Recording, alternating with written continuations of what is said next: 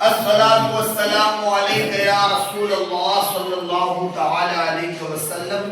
अल्लाहुम्मा इफ्तह अलैना हिकमतका वाशुर अलैना रहमतका या ज़ल जलाली वल इकराम। हम सबक नंबर 32 पढ़ रहे थे, मेरे साथ में मिलकर पढ़ेंगे। हमने पढ़ा था तहारत की दो किस्में। कितनी किस्में? दो। तहारत की दो किस्में है।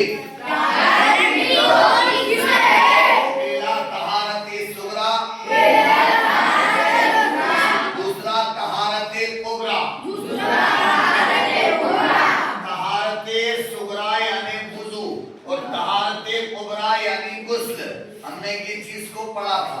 उसके बाद हमने ये भी पढ़ा था नजासत की दो किस्में। कितनी किस्में? दो किस्में है। पास में आ जाए ताकि बोर्ड भी नजर आ जाए। नजासत की दो किस्में है। नजासते हकीकिया, नजासते हुक्मिया। अब नजासते हकीकिया की भी दो किस्में, नजासते हकीकिया और नजासते हुक्मिया।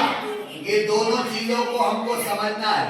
हमने कल पढ़ा था नजासते हकीकिया वो नजासत है जो बदन या कपड़े वगैरह पे लग जाए तो जाहिरी तौर पर नजर आए, जाहिरी तौर पर मालूम हो जाए, जैसे पाखाना, पेशाब वगैरह। ठीक है, आप करीब आ जाए, इधर आगे आ जाए और यहीं खड़े रहना। मैं इंशाल्लाह पूरा समझाऊंगा बोर्ड पर, आपको पूरा बोर्ड पे नजर रखना है, बोर्ड पे दिखाना भी है, पूरा बोर्ड आ जाए पूरी तरफ से बोर्ड। ठीक है, आगे बढ़ रहे हैं, अपना सबक देख रहे हैं कि हमने पढ़ा था नजासते हकीकिया और नजासते हुक्मिया।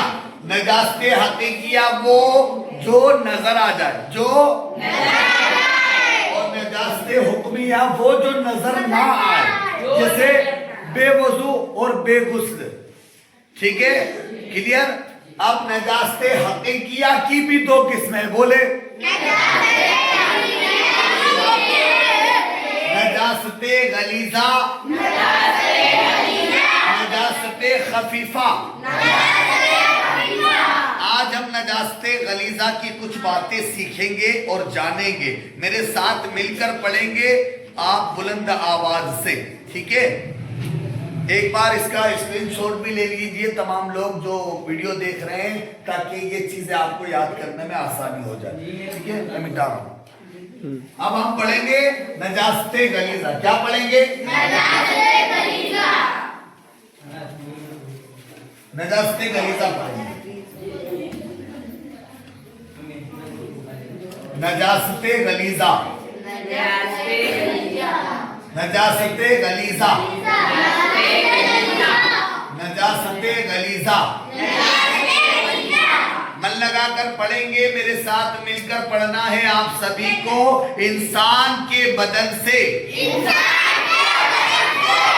ऐसी चीज निकलेगी उससे गुस्ल या वजू वाजिब हो, नजासते गलीजा है। एक आवाज में पढ़े, नजासते गलीजा क्या है? इंसान के बदन से ऐसी चीज निकले कि उससे गुस्ल या वजू वाजिब हो, नजासते गलीजा है। जैसे पाखाना, पेशाब, बहता खून, पीप, मुंह भर के उल्टी वगैरह वगैरह। अब हम पढ़ेंगे नजासते गलीजा का हुक्म। नजासते गलीजा का हुक्म ये है, अगर कपड़े या बदन पर 1 दिरहम से ज्यादा लग जाए तो उसको धोना फर्ज है। 1 दिरहम से ज्यादा लग जाए तो उसको धोना फर्ज है। और 1 दिरहम इधर दिखा चाहिए। एक दिरहम जो है, हमारी जो हथेली है, हमारी हथेली में पानी डाला जाए और हथेली में जितना पानी रुकेगा वो एक दिरहम कहलाता है। वो दिरहम का साइज है, वो दिरहम का साइज है, वो दिरहम का साइज है। तो एक दिरहम से ज्यादा अगर नजासत लग गई तो उसको धोना फर्ज है। अब आगे बोलते हैं कि बगैर धोए, अगर बगैर पाक किए अगर नमाज पढ़ ली तो नमाज ना होगी, नमाज ना होगी। और ऐसा करने वाला गुनहगार भी होगा। ठीक है, इस सूरत में जानबूझकर नमाज पढ़ना सख्त गुनाह है। और अगर एक दिरहम के बराबर है, एक दिरहम के एक दिरहम के बराबर, एक दिरहम के बराबर है। अब इसका क्या हुक्म है? तो एक दिरहम के बराबर है तो इसका धोना वाजिब है। इसका धोना क्या है? वाजिब। इसका धोना वाजिब है। और फिर लिखते हैं कि एक दिरहम के बराबर हो तो उसको धोना वाजिब है। ठीक है, अगर बगैर पाक किए नमाज पढ़ ली तो नमाज मकरूह तहरीमी होगी, नमाज मकरूह तहरीमी होगी। यहाँ पर नमाज नहीं होगी, यहाँ नमाज नहीं होगी। कब नहीं होगी? जब बगैर धोए नमाज पढ़ ली तो नमाज नहीं होगी, नहीं होगी, प्लस गुनहगार भी होगा। और यहाँ पर क्या होगा? नमाज होगी पर मकरूह तहरीमी, मकरूह कैसी नमाज होगी? मकरूह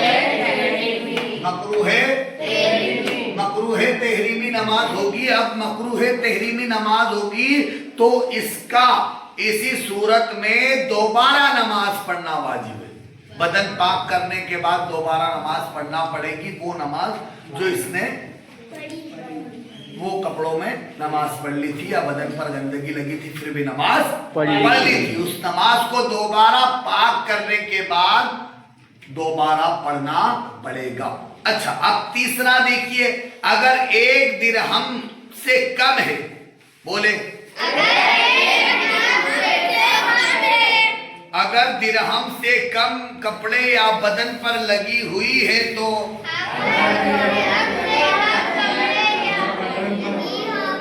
ये दिरहम है, इससे कम लगी, इससे कम लगी है तो उसको धोना सुन्नत है। उसको धोना क्या है?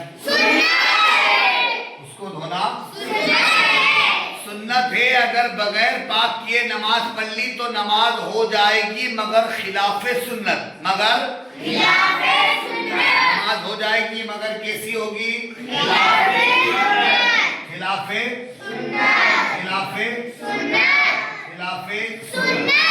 सुन्नत के खिलाफ, सुन्नत के नमाज हो जाएगी मगर नमाज हो जाएगी खिलाफे सुन्नत होगी। और ऐसी नमाज को दोबारा पढ़ लेना बेहतर है। ऐसी नमाज को दोबारा पढ़ लेना बेहतर है। ये थे नजासते गलीज़ाते हुक्म जो हमने आज पढ़े। इसको याद करने में आसानी हो जाएगी। इसको आप फोटो खींच सकते हैं, स्क्रीनशॉट ले लीजिए। देखिए, नजासते गलीज़ा जो है उसका हुक्म हमने पढ़ा। क्या पढ़ा? नजासते गलीज़ा तो वो चीज है, वो नजासत है जो कि अगर बदन पर लग जाए और उनके लग जाने से वजू या गुस्ल क्या हो जाए हम पर वाजिब। ठीक है, जैसे पाखाना लग गया, पेशाब मुंह भर उल्टी हो गई, ये सब चीजें नजासते गलीज़ा। अब हुक्म क्या है? अगर ये नजासतें, ये गंदगियां अगर एक दिरहम से ज्यादा लगी है तो उसको धोना फर्ज है।